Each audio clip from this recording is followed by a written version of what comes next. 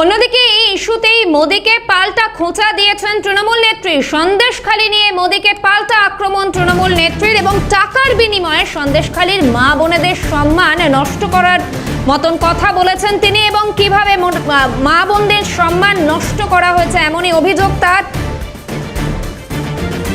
সন্দেশখালী ইস্যুতে মোদীকে পাল্টা জবাব দিয়েছেন তৃণমূল নেত্রী মমতা বন্দ্যোপাধ্যায় এবং টাকার বিনিময়ে সন্দেশখালীর মা বোনেদের সম্মান সংক্রান্ত বিষয়ে সম্মান নষ্ট করার মতন অভিযোগ এনেছেন তিনি।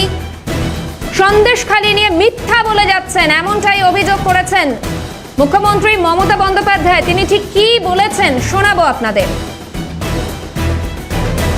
সন্দেশখালী মা বোনদের সম্মান কিভাবে নষ্ট করেছেন টাকার বিনিময়ে, লজ্জা করে না?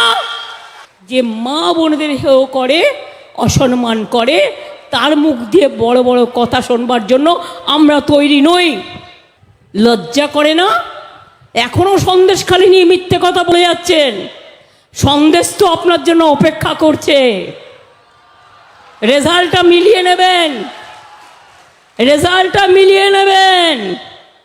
সন্দেশ মানে হিন্দিতে বলে সন্দেশ, বাংলায় বলে মিষ্টি। संदेश होच्छे देश का खबर क्या है? मोदी जा रहा है, मोदी हार रहा है, मोदी विदाई ले रहा है।